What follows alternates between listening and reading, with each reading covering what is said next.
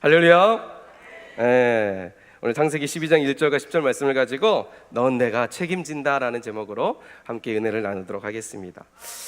여러분, 제가 어릴 적에 좋아했던 영화가 있습니다. 바로 인디아나 존스라는 영화입니다. 혹시 여러분 이 영화 아시나요? 우리 청소년들은 잘 모를 것 같은데 제가 어렸을 때 참 이 영화를 좋아했습니다. 이 영화는 스티븐 스필버거라는 감독이고 해리슨 포드가 주연으로 등장하는 영화입니다. 어릴 적 이 영화를 보면 꼭 이 영화 끝나고 나면 꼭 그 집 뒷동산에 가서 땅을 봤던 기억이 납니다.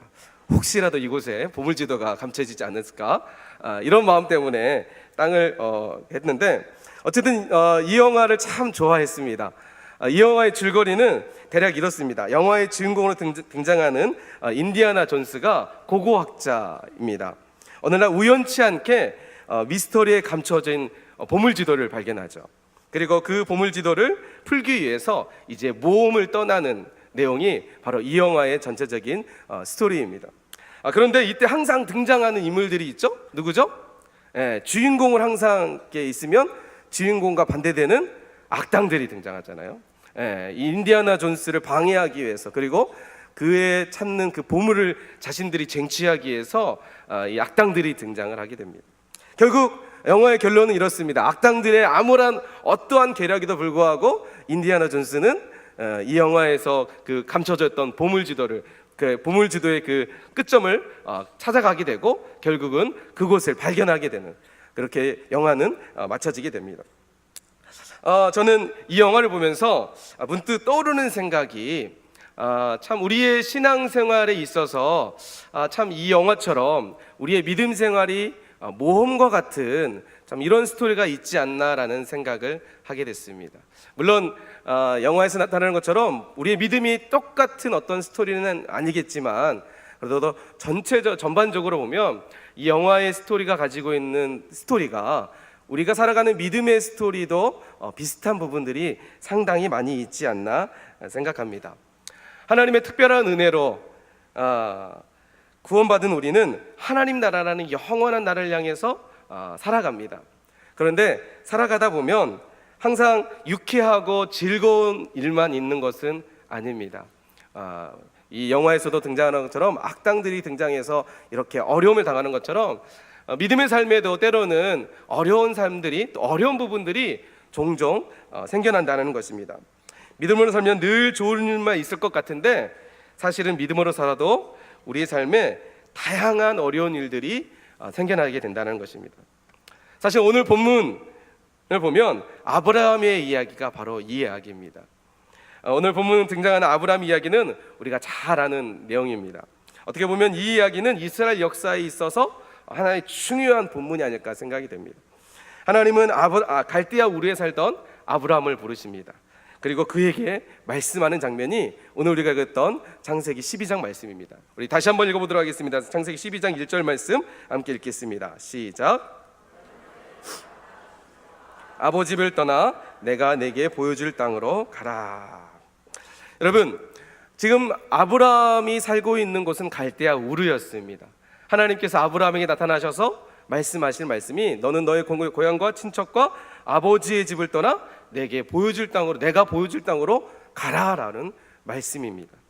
그런데 여러분, 우리가 잘 알고 있듯이 당시 아브라함 시대의 사회를 보면 족장 중심의 사회였습니다.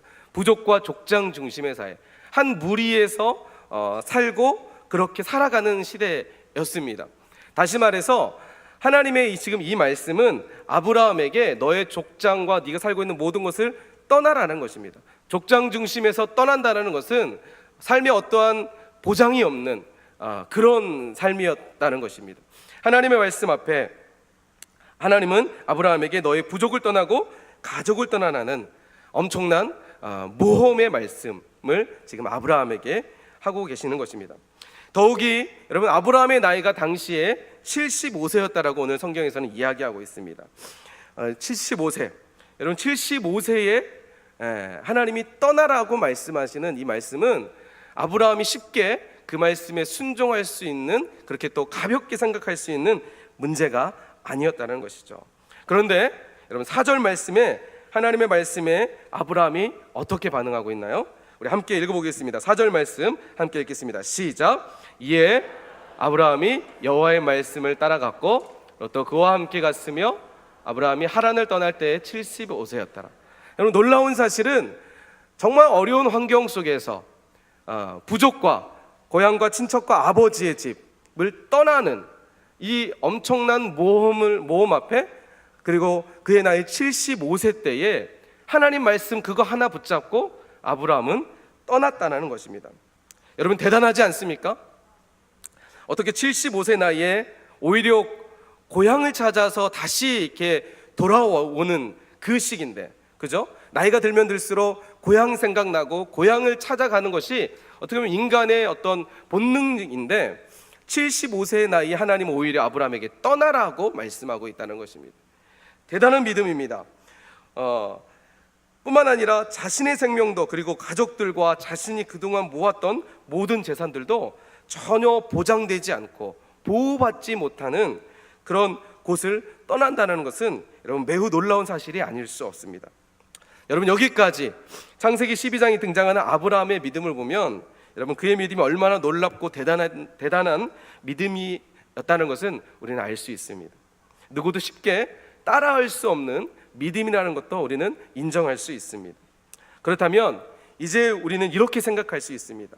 이렇게 믿음으로 행했고 믿음으로 그가 주 앞에 나아갔고 말씀 한마디에 자신의 생명도, 자신의 재산도, 자신의 가족도, 자신의 모든 어떤 보장받지 못하는 그런 삶인데도 불구하고 그가 믿음으로 나아갔다면 우리는 이렇게 생각할 수 있습니다. 쉽지 않은 상황 속에서 하나님의 말씀을 붙잡고 믿음으로 떠났던 아브라함은 하나님께서 그의 삶을 형통케 하시고 복의 복을 주셔서 그가 하는 모든 일이 잘 되게 하셨다, 이렇게 결론이 나야 됩니다. 맞죠? 믿음으로 살았으면 그 믿음의 결과는 반드시 이런 어떤 스토리가 이어져야 된다고 생각이 됩니다. 물론 우리가 잘 알듯이 우리 성경을 다 알고 있기 때문에 아브라함의 인생은 그렇게 살아가게 됩니다. 그런데 오늘 우리가 읽었던 본문에 보면 사실 그렇게 스토리가 전개되고 있지 않다는 것입니다. 여러분, 적어도 아브라함의 믿음이라면 하나님께서 정말 복의 복을 주셔야 하는 것이 당연하다고 생각이 됩니다. 그런데 오늘 5절 6절 말씀을 보면 우리가 생각하는 그런 이상적인 삶이 아브라함 삶 가운데 전개되어 있지 않다는 것입니다. 우리 5절 6절 말씀 함께 읽어보도록 하겠습니다. 시작.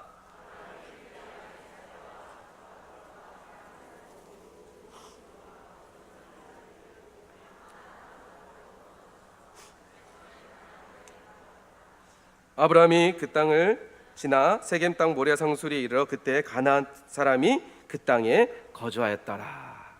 여러분, 5절 6절 말씀에 보면 우리가 그렇게 생각하고 기대하는 그런 믿음의 스토리가 전개되지 않고 지금 하나님께서 아브라함에게 땅을 약속해 주셨습니다. 내가 너에게 너로 하여금 모든 민족 복이 되게 할 것이다. 민족을 너를 통해서 이룰 것이다.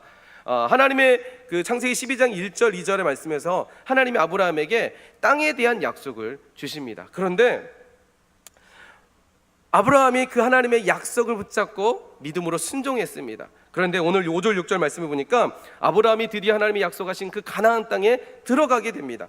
그런데 6절 말씀을 보니까 그때 가나안 사람이 그 땅에 뭐 했다고요? 거주하고 있다는 것이죠. 아니, 하나님이 지금 땅을 주시겠다라고 약속하셔서 아브라함을 부르셨고 아브라함은 그 약속을 붙잡고 믿음으로 나아갔습니다. 갈 바를 알지 못했지만 그는 믿음으로 하나님 말씀 붙잡고 나아갔습니다. 그리고 하나님이 약속하신 그 땅에 도착했습니다. 그러면 우리의 기대대로 그 땅이 확 펼쳐지고 프랜카드가 쫙 걸려있어서 웰컴 아브라함, 잘 오셨습니다, 당신을 준비한 땅이 여기 있습니다 라고 이렇게 스토리가 전개돼야 되는데 지금 아브라함이 전개되는 스토리는 그런 스토리가 아닙니다. 오히려 그 땅에 가나안 사람들이 이미 살고 있었다는 것이죠. 아브라함이 그 땅에 정착할 수 없을 정도로 다른 사람들이 그 땅에 살고 있었다는 것입니다. 더욱이 이뿐이 아니었습니다. 엎친 데 겹친 격으로 아브라함에게 더욱 절망적인 상황이 놓이게 됩니다. 10절 말씀을 우리가 함께 읽어보도록 하겠습니다. 10절 말씀 함께 했습니다. 시작. 아브라함이 애굽에 거류하려고 그리로 내려갔으니 이는 그 땅의 기근이 심하였더라. 여러분, 지금 하나님이 약속한 그 약속을 붙잡고 가나안 땅에 도착했는데 그 땅에 이미 다른 민족이 살고 있고, 뿐만 아니라 지금 어떤 일이 벌어지고 있는 것이죠? 그 땅에 기근이 들었다는 것입니다. 근데 그냥 기근이 아니라 기근이라는 단어가 두 번이나 반복되고 있는 것으로 통해서 당시에 이 기근이 얼마나 심각한 기근이었다는 것을 우리는 짐작할 수 있습니다. 하나님의 약속 바라보고 믿음으로 나왔는데, 믿음으로 살았는데, 그리고 믿음으로 그가 반응하면서 나아갔는데, 여러분, 기근까지 심한, 아주 극심한 기근이 그 땅에 들었다는 것입니다. 결국 아브라함은 이 기근 앞에 속절없이 도저히 살 수 없는 환경이었고, 도저히 이곳에서 정착할 수 없는 환경이어서 그가 극단적인 선택을 하게 됩니다. 바로 애굽으로 내려가게 됐다는 것이죠. 여러분, 만약 여러분이라면 이런 상황이 된다면 어떻게 하시겠습니까? 속았다라는 느낌 들지 않을까요? 아니, 하나님 말씀 붙잡고 내가 믿음으로 살았는데, 하나님 말씀 붙잡고 내가 믿음으로 달려왔는데 내 삶에는 자꾸만 어려운 문제들이 발생하게 되고, 오히려 도저히 감당할 수 없는 고난이 내 삶 가운데 찾아온다면, 여러분, 이 상황들을 우리가 어떻게 이해할 수 있을까요? 내 믿음이, 내가 살아왔던 믿음이 잘못된 것일까요? 아니면 하나님이 계시지 않는 것일까요? 여러분, 사실 이 이야기는 단순히 아브라함에만 있었던 이야기는 아닙니다. 최근 제가 잘 알고 있는 한 집사님의 이야기이기도 합니다. 이 집사님은 예수님을 안 지 한 2년여의 시간밖에 되지 않으신 분입니다. 그런데 하나님께서 특별한 은혜로 이 집사님에게 은혜를 주시고, 그리고 정말 하나님의 특별한 은혜로 2년여의 시간밖에 되지 않았지만 인격적으로 주님을 만나 경험하게 됩니다. 그러면서 이 집사님의 가정에 정말 많은 변화들이 일어나게 됩니다. 가정과 삶에 많은 변화들을 경험하게 됩니다. 그 은혜가 너무나 감사하고 그 은혜가 너무나 기뻐서 이 집사님의 모든 삶의 중심이 하나님 중심, 교회 중심의 삶을 살아가게 됩니다. 참 보면서 정말 아름다운 믿음이다. 2년밖에 되지 않았지만 저는 그보다 더 많이 신앙생활을 했지만 그 집사님의 삶을 보면서 제 자신이 많이 부끄러울 때도 참 많이 있었습니다. 이 집사님이 언젠간 한 번은 이제 직장을 옮겨야 되는 상황이 생겼습니다. 아직 옮기지 않았지만 옮겨야 될 그런 상황 속에 놓여 있었습니다. 그래서 그 집사님이 저에게, 목사님 좀 기도 좀 부탁드립니다. 제가 직장을 좀 옮기지 않았으면 좋겠습니다. 왜냐하면 교회와 먼저 떨어지면 제 신앙이 흔들릴 것 같아서 저는 최대한 교회에 붙어 있고 싶습니다. 교회에 가까운 곳에서 직장생활을 하고 싶습니다. 아니, 이곳에서 남아서 저는 계속해서 신앙생활이 너무나 행복해서 이곳에 있고 싶습니다라는 요청이었습니다. 그래서 그 집사님의 그 요청을 따라서 열심히 같이 기도했습니다. 그런데 제가 생각했던 그 바람과 다르게, 그 집사님의 그런 간절한 마음과 다르게 원치 않게 직장을 옮겨야 되는 상황이 발생하게 됐습니다. 뿐만 아니라 직장을 옮기는 그런 상황이 발생하게 되고, 뿐만 아니라 최근에 정말 뜻하지 않게 사랑하는 어머니와의 이별을 경험하게 됐습니다.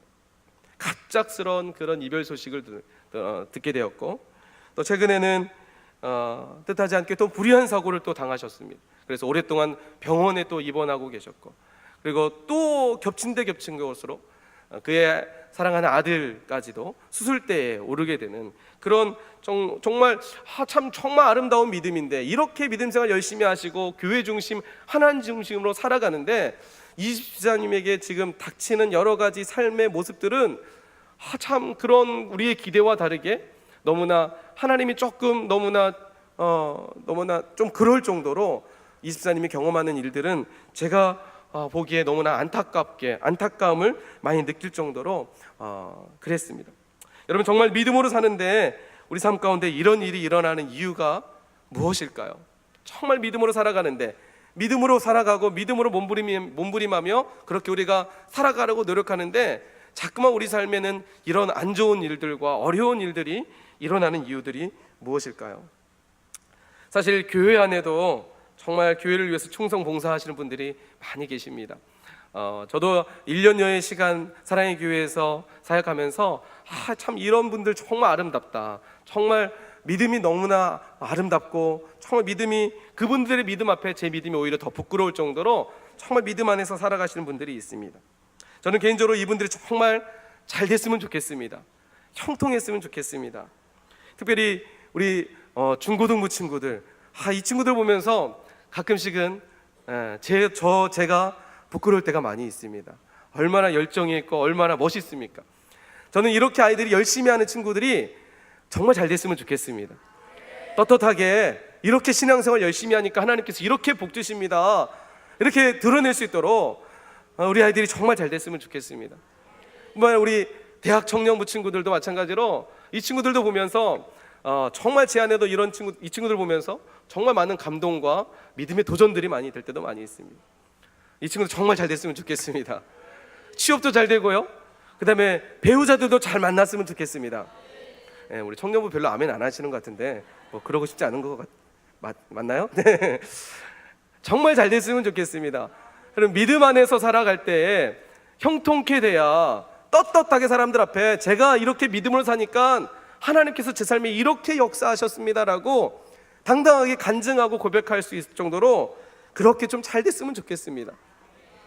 그런데 여러분, 그게 뜻대로 됩니까?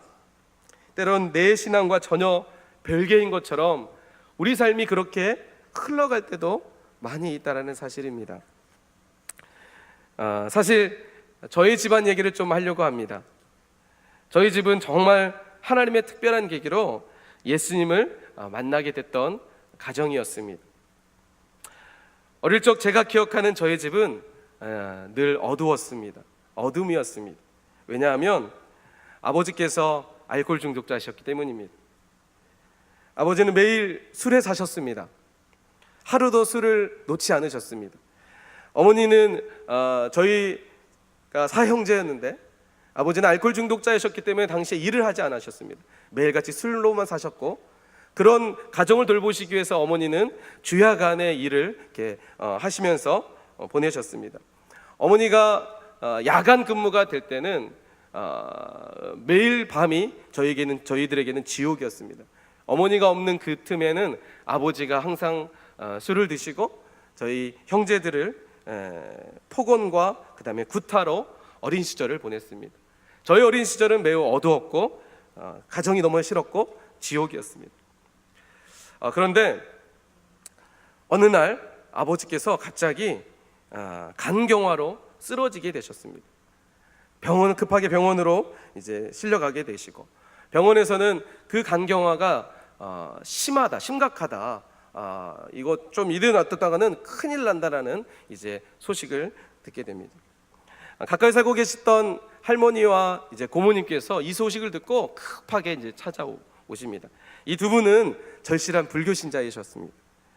자신의 아들과 동생이 지금 심각하다는 소식을 듣고 이분들은 어떻게 할 방법이 없어서 이제 절에 가셔서 불공을 드리시기 시작합니다. 한참 불공을 드리시다가 이제 마치고 나서 그곳에 절에 계시는 스님을 만나서 자신의 아들에 대한 이야기들을 이제 하게 됩니다. 우리 아들이 지금 이런 상황인데 스님 어떻게 했으면 좋겠습니까? 라고 스님께 저희 아버지의 이야기를 드립니다. 그런데 그 스님께서 저희 할머니와 고모님에게 저희 아버지의 병을 고치려면 당신의 아들과 그 가족들이 모두 교회에 나가야 됩니다. 여러분, 이런 특별한 계기로 저희는 교회에 나가게 됩니다. 여러분, 스님에 의해서 교회에 나가게 된 케이스가 바로 저희다. 사실 지난 주일날 오셨던 우리 교수님, 혹시 그분이 아닐까 생각을 했는데 그분은 아닌 것 같더라고요. 왜냐면 제가 93년도, 94년도에 교회를 나가게 됐으니까. 스님의 말씀에 그동안에 저희 할머니와 고모님은 저희 어머니가 가끔씩 외가 쪽에 저희 외삼촌이 정말 절실한 크리스찬이셨기 때문에 외삼촌에 의해서 가끔씩 교회에 나가게 됐었는데, 그때마다 저희 할머니와 고모님에게 걸리면 엄청 혼났습니다. 한 집안에 두 종교가 있을 수 없다.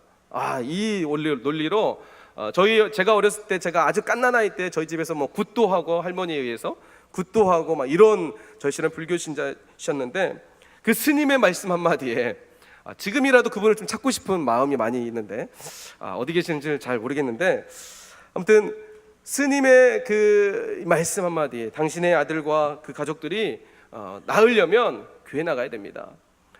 이 말 한마디로 저희 할머니와 고모님은 급하게 달려오셔서 저희 어머니에게 야, 네 남편 고치려면 교회 나가야 된다 말씀하시고 그날로 어머니와 함께 저희 가족은 교회 나가게 됩니다.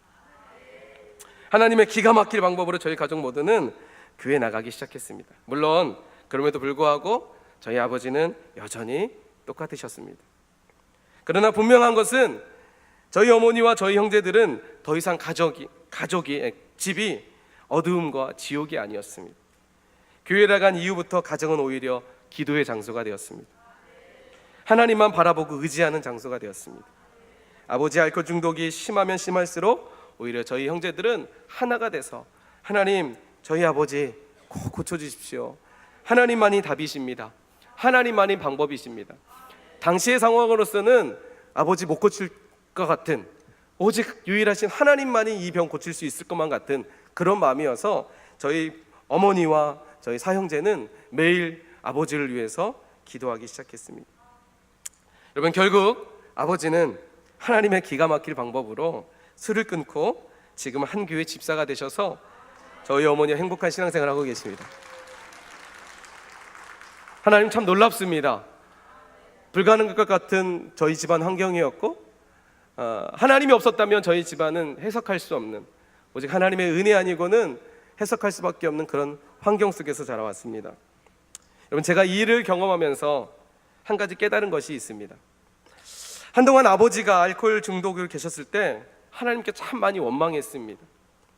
하나님, 저희 형제들이 이렇게 열심히 기도하며 이렇게 열심히 하나님 믿음 안에 살아가고 하나님 아니면은 하나님으로 붙잡고 살아가고 이렇게 열심히 노력하는데 하나님, 왜 우리 아버지 이렇게 고쳐주지 않습니까?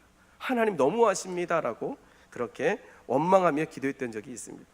그런데 시간이 지나고 지금 그때를 돌아보니 그때 아버지의 일이 없었다면 그렇게 기도하며 그렇게 하나님만 바라보고 하나님만 의지할 수 있었을까? 그리고 돌아보니 그때의 그 일이 오늘의 나를 만드는 하나님의 특별한 시간이었구나라는 것을 깨닫게 되었습니다. 여러분, 사실 오늘 본문에서 하나님께서 아브라함에게 의도적으로 고난을 주고 계신다는 사실 여러분 보이십니까? 사실 오늘 아브라함에게 등장하는 이 고난은 하나님의 의도 속에 있는 하나님의 섭리였습니다.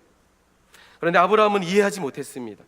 그래서 그는 그 고난을 피하기 위해 애굽으로 내려가는 실수를 범했던 거였습니다. 그럼에도 불구하고 하나님은 아브라함을 포기하지 않으십니다. 계속해서 찾아가십니다. 아브라함아, 아브라함아. 하나님은 계속해서 아브라함을 찾아가십니다. 그러나 여전히 아브라함은 자신 앞에 놓여져 있는 이 고난을 피하기에 급급하게 됩니다. 그러다 여러분, 아브라함이 비로소 하나님께서 자신에게 찾아오시는 의미를 발견하게 됩니다. 언제 그랬을까요? 여러분, 창세기 22장에 가서야 아브라함이 하나님이 왜 나에게 이런 일들을 주시는가라는 것들을 깨닫게 됩니다. 여러분, 창세기 22장은요 하나님께서 아브라함에게 자신의 하나밖에 없는 독자 이삭을 지금 번제물로 바치라는 말씀이 있는 본문입니다. 아브라함의 전 존재였던 이삭을 번제물로 바치라는 하나님의 말씀은 여러분 도저히 감당할 수 없는 그 어떤 고난과 시험보다 가장 강력했습니다. 그런데 여러분, 아브라함이 어떻게 하죠? 한치의 망설임도 없이 하나님의 말씀 앞에 어떠한 말도 없이 하나님의 어떤 그 항변도 없이 그는 하나님께 자신의 아들을 바치기로 결심합니다. 그리고 그를 결박하고 자신의 칼을 들어 자신의 아들을 이제 내리치려는 순간 아주 멋있는 스토리가 이어집니다. 하나님께서 아브라함을 부르십니다. 하나님이 아브라함을 막으시고 그리고 그에게 말씀하십니다. 창세기 22장 12절 말씀, 하나님께서 아브라함을 향해서 말씀하신 그 말씀 우리 함께 읽어봅시다. 시작.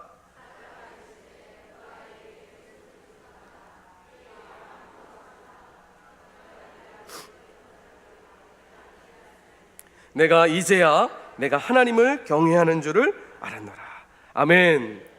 여러분, 이제야라는 하나님 말씀하십니다. 이제야. 이제야 네가 알았구나. 이제야 네가 깨달았구나. 여러분, 이 말이 무슨 말일까요? 바꿔 말하면요, 아브라함이 하나님의 진짜 의도를 알고 하나님을 진짜 경외했다는 이야기입니다. 비로소 아브라함이 하나님의 진짜 의도, 하나님이 내 삶 가운데 주시는 그 고난이 무엇인지, 하나님이 왜 나에게 이렇게 하시는지 아브라함이 그제서야 진짜 그 의도를 알았다는 것입니다. 그래서 진짜 하나님을 경외했다는 것입니다. 하나님이 이제야 내가 하나님을 경외하는 줄을 내가 알았다. 여러분, 그렇다면 아브라함이 알았던 그 하나님의 진짜 의도가 무엇이었을까요? 창세기 12장 14절 말씀, 아브라함의 고백입니다. 함께 읽어봅시다. 시작. 아브라함이 그 땅의 이름을 여호와 이레라 하였으므로 오늘날까지 사람들이 이르기를 여호와께 산에서 준비되리라 하더라. 아멘. 여러분, 바로 여호와 이레의 하나님을 아브라함이 알았다는 것입니다. 여러분, 여호와 이레가 무엇인가요? 하나님께서 준비하신다. 내 삶을 책임져 주신다. 이상마저도 아브라함이 드릴 수 있었던 이유가 무엇일까요? 하나님이 책임져 주실 것을 아브라함이 깨달았기 때문입니다. 그동안의 고난을 통해서 아브라함은 이해하지 못했습니다. 그러나 시간이 흐르면서 아브라함이 분명히 깨달았습니다. 하나님, 여호와 이레 되신 하나님, 내 삶을 책임져 주시고 내 삶을 이끌어 가시며 내 삶을 준비시켜 주시는 하나님을 아브라함이 깨달았다는 것입니다. 여러분, 그렇습니다. 사실 오늘 본문은 창세기 12장에서 하나님은 아브라함에게 기근이라는 도구를 통해서 여호와 이레 하나님을 가르쳐주고 싶으셨던 것입니다. 준비하시는 하나님, 그리고 그 인생의 끝까지 책임져 주시는 하나님이라는 것을 하나님은 아브라함에게 기근이라는 도구를 통해서, 그 땅에 사람들이 살고 있다는 것을 통해서 아브라함에게 보여주고 싶었던 것입니다. 아브라함아, 너의 인생은 지금 보이는 땅에 있는 것이 아니야. 너의 인생은 지금 먹을 것이 없는 기근에 있는 것이 아니야. 너의 인생은 내 손 안에 있는 거야. 하나님은 아브라함에게 자신의 모든 인생을, 아브라함의 모든 삶의 것들을 다 내려놓게 하십니다. 왜요? 하나님을 바라보게 하기 위해서, 하나님의 크심을 그가 경험하기 위해서. 사랑하는 성도 여러분, 오늘 여러분의 삶에 고난이 있으십니까? 홀로 눈물을 흘리며 왜 이런 시련이 나에게 있는지 낙심되는 상황에 혹시 빠져 있지는 않습니까? 이렇게 열심히 신앙생활을 하는데, 이렇게 열심히 믿음 안에서 살려고 발버둥 치는데 왜 내 인생은 이렇게 풀리지 않을까? 혹시 깊은 절망 속에서 때로는 외로움과 힘겹게 싸우며 계시진 않습니까? 여러분, 기억하시길 소망합니다. 오늘 하나님은 우리에게 말씀하십니다. 사랑하는 아들아, 사랑하는 딸아, 너의 인생 내가 책임질 것이다. 나에게 너의 인생 맡기지 않을래? 하나님이 우리의 인생을 책임질 여러분 믿으시기 바랍니다. 그분의 손에 우리의 인생을 맡겨드리실 때 하나님은 우리의 인생을 디자인해 가십니다. 지금 보이지 않는 긴 터널을 우리가 가고 있을지 모르겠습니다. 그러나 머지않아 우리 앞에 눈부신 미래가 반드시 펼쳐질 줄 여러분 믿으시기 바랍니다. 왜요? 하나님이 우리 인생을 붙잡고 계시기 때문입니다. 하나님이 우리 인생을 책임져 주시기 때문입니다. 우리가 믿음의 끈을 놓치지 않고 하나님을 바라보고 그 믿음 앞에 우리가 믿음으로 살아갈 때, 때로는 내 삶에 고난이 있고 때로는 내 삶에 어려움이 있을지라도 여러분, 그것이 중요한 것이 아니라 하늘에 계신, 그리고 언제나 나와 함께 하시는 임마누엘 되신 하나님께서 오늘 나와 함께 하신다는 사실입니다. 여러분, 그게 중요한 것입니다. 여러분, 그것이면 충분합니다. 하나님이 내 삶을 책임져 주시기 때문입니다. 오늘 저와 여러분 모두가 이런 하나님의 은혜의 손길 속에서 늘 경험하며 고난 속에서도 기뻐하고 즐거워할 수 있는 그런 믿음의 사람들이 되길 주님의 이름으로 간절히 소망합니다.